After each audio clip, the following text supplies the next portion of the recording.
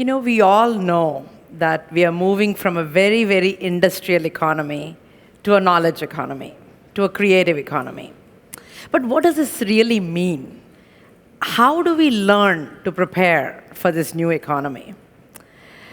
The first thing we need to figure out is we need to create a community of people that are sitting right here, to open up our imagination and then turn our imagination into impact. Now, even what does that mean? I have a confession to make. I worked at Intel for many years, and I'm from India. So the only two ways I know how to learn is either through acronyms or through stories. That's it. I can't learn any other way. So I thought I will subject you to the way I learn. So apps. Everybody has apps these days. There's an app for waking up, app for sleeping, app for everything. But let me tell you my definition of apps. In Indian mythology, or in Indian philosophy, we say that there are 4 stages of life. There's childhood, youth, an age where you're responsible, you're head of the household, and then ultimately nirvana, you retire and then you make your final journey. So if you think of what does each of this age entail, so the first thing is in the A is ask. What does a child do all the time?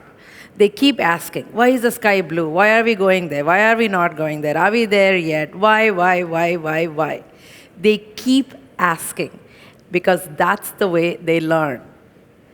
And the next thing is practice. A kid gets up, walks, falls down, gets up, walks, falls down, and that's how they learn, is we need to practice our ideas over and over and over again. And then we have to become the head of the household. We have to figure out how our ideas are going to actually create an impact out there and make a profit so that we have the whole world sustainable around us.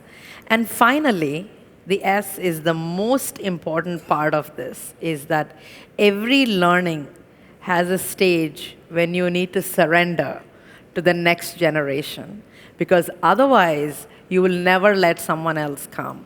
And when I say next generation, I don't mean somebody younger necessarily, but maybe the next person who's been working with you. So you need to know when to complete that. So in these apps, we ask, we practice, we create a profit, we surrender. Now, in the past, we used to do this only once in our lifetime. Then, maybe in my generation, we did 3 or 4 times. But in the new generation that's coming out, including all of us who's here, who's planning to live for another 20, 30 years, we better learn how to do this over and over and over again. So there is a circle there with no particular arrows because it's an infinite do loop. We have to ask, we have to practice, we have to profit from it, we have to surrender ourselves, go on to the new idea. And this is a paradigm of the new generation, of the new economy, is that we have to learn to let go and keep on. And to remember this, I'll tell you one quick story. There's a movie called 6 Degrees of Separation, which is one of my favorite movies. And in that, Donald Sutherland is telling this story of his teacher of his child. He says, I go to my child's school and I ask the teacher, what is it about you? Look at the paintings of the 2nd grade. They are blotches of black and blue. Look at the paintings of the 4th grade. You can't even understand. But the 3rd grade, every painting is a Picasso. What is your secret? Let me learn with you. And the teacher says, I just know when to take the painting away from them. So knowing when to give up is the best skill we need to learn. Now the second thing is, this is Taiwan. This is a country of manufacturing. When I say bomb, what do people think? They think of bill of materials, right? But I'm going to give you a different definition of it after I tell you a few quick stories. Bill of materials says what is the content of things, what is in something. I want to introduce you to a few people who truly are my heroes. I mean, these are the heroes of the new generation. This boy, Sushant Patnaik, when he was about 15 years old, he went to the hospital and saw someone who's paraplegic. and felt really bad about that person not being able to move. So he figured out what is common between him and a person who cannot move is breath. So he created a wheelchair that moves through breath when he was age 17. And since then, he's all of 20 right now. And he has already invented, you can make cell phone calls using breath. You can turn lights on and off using breath.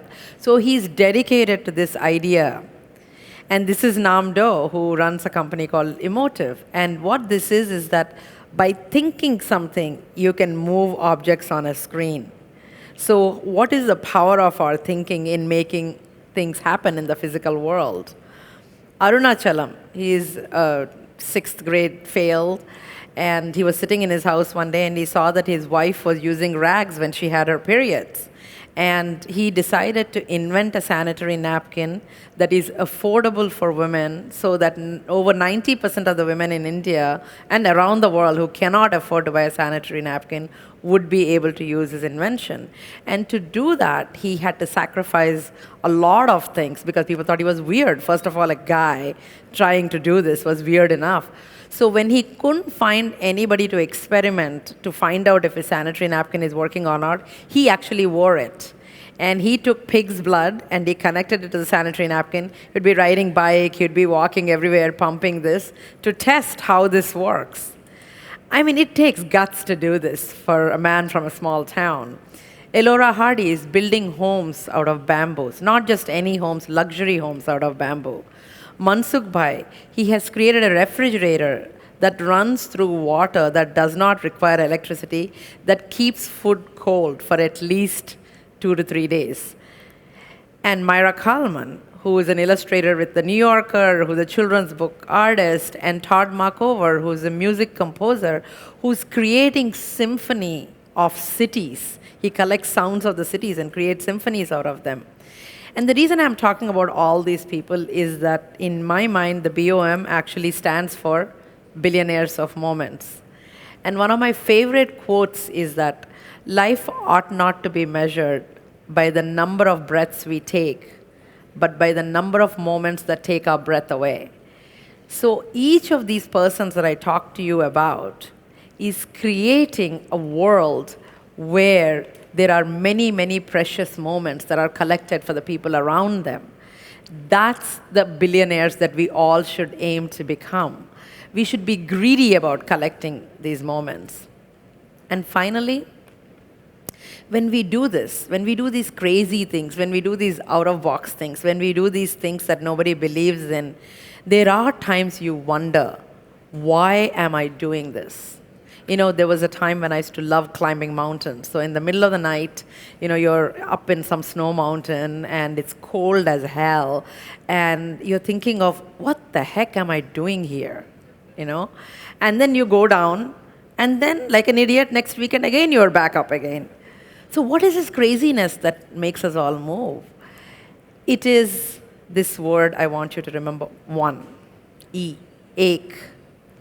Any language, one. We should always think of one person or one incident, something in our life that makes us go forward. And to me, it's this girl. I call her my flower girl. And I met her about 5 years ago. And she is in a home which rescues sex workers. And she was one of the girls that was rescued. She was about 6 years old when she was rescued. And she brought home, and she was taken care of. And then, you know, she was mentally challenged. So they put her in a home. And they found out 2 years later that in that home she is being abused again. So they brought her back to the home.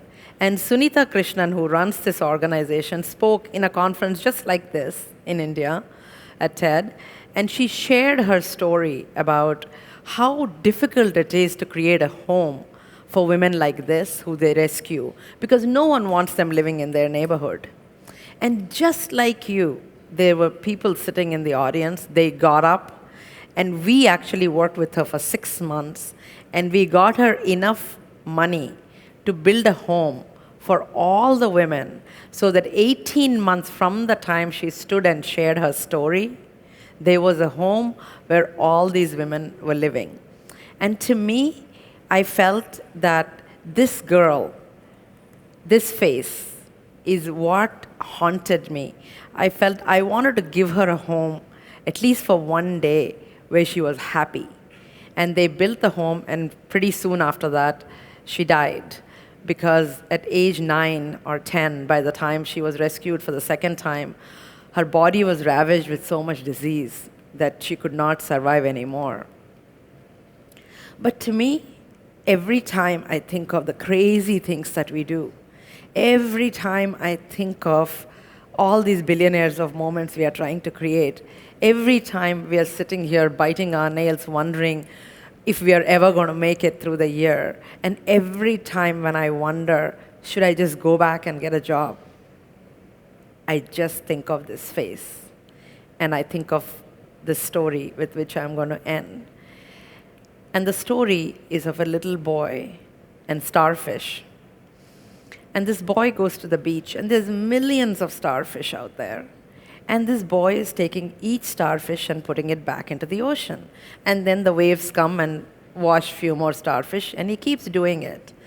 Finally, an adult who's watching all this, somebody smart like one of us, goes to the child and says, why are you doing this? Why are you putting each? Because they're just going to come right back again. Only few of them really make it. So why do you want to spend all your day doing this?